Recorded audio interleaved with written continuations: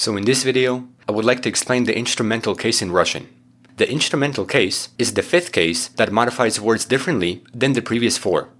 The instrumental case shows which instrument is used to act and makes use of the help of what an action is completed with. Extensively, it shows which instrument is used to do something or with the help of how an action is completed. It answers the questions with what or with whom, which in Russian are s чем and s kем. It is used when an action is performed with an instrument indicating with something or someone, hence the questions with what or with whom. Since the instrumental works with instruments, it's safe to say that the preposition with, which in Russian is s, is the most commonly used, and it will be the only one that I emphasize in this video. Additionally, it can be used with other prepositions like behind, between, over, in front of, and under, but the most useful preposition is with. The instrumental also has other functions like indicating the means by which something is done, indicating an agent, which is similar to an action performed, and other smaller concepts like reason, measurement, comparison, time, and trajectory. Of course, I will not be covering these concepts in this video because they're too advanced to learn for now. To understand these ideas, you first have to understand the primary concept of the instrumental. In the translator, with what and with whom are shown differently because it's a different type of expression. If we want to know whether a word is in the instrumental, we have to ask these questions to see if they fit the context. If they do, the phrase is instrumental. In English, we can replicate this concept in sentences like, I cut a cake with a knife, and I went to the movies with Adam, indicating with what and with whom. Obviously, not all examples in this video will be like that because they involve new concepts. Plus, to make learning simple, most of the phrases that you'll see will have the same structure with the preposition with, so sentences will not really make sense, but again, I'm just giving a general idea of the instrumental. To understand how to modify nouns in the instrumental, we have to know the gender of the noun we're working with, whether it's masculine, feminine, or neuter. In the singular form, if a masculine noun ends in a consonant, add om. If it ends in i kratkoje, replace it with yem. If it ends in the mягкий знак, also replace it with yem. If a feminine noun ends in a, replace it with oi. If it ends in ya, replace it with yei. If it ends in the mягкий знак, add you. With neuter nouns, there's only one rule. Add m, regardless of the ending. This is how you modify nouns in the singular form in the instrumental case. However, one important rule to keep in mind is the difference between stressed and unstressed endings for masculine and feminine nouns. Even though the grammar of the instrumental looks fine, some exceptions correspond with spelling rules in Russian. For instance, just because a masculine noun ends in a consonant, it doesn't mean that the ending will always be om. Sometimes it will be yem if the noun ends in an unstressed zh, tse, che, she, or she. Also, the ending yem can be yom if the ending is a stressed zh, tse, che, she, or she. With feminine nouns, the ending can be yei if the stem of the noun ends in zh, tse, che, she, or she. And if it's stressed, it ends in yoi. All of these exceptional endings are not something that you have to know, considering that it may confuse you even more. It's something exceptional that Russian does to comply with spelling rules so that words sound uniform when said. It's something that I wanted to say, but I didn't cover that, because it's very uncommon for nouns to end like that. As long as you know the main grammar of the instrumental, then you're fine. So you will not see any examples in this video that have exceptional endings.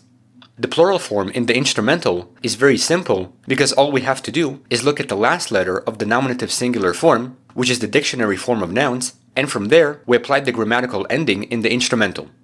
If a noun, masculine or feminine, ends in a consonant, a or o, add ami in the end. Sometimes you'll have to replace a or o with ami. If a noun ends in any other letter, replace it with yami. This is how you modify nouns in the plural form in the instrumental. Here we have the phrases I go with the house and I go with the houses. Ya idu s domom and ya idu s domami. Even though the sentences logically don't make sense, just focus on the nouns for now. The phrases are instrumental because they show which instrument is used to do something. We know it's instrumental because we can ask, I go with what?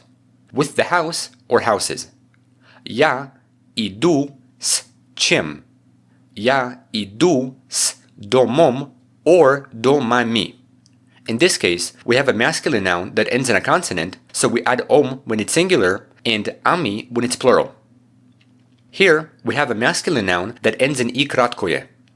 Я иду с музеем and я иду с музеями. Once again, these phrases don't make sense, but simply focus on the nouns. These phrases are instrumental because we can ask, I go with what? I go with the museum or museums.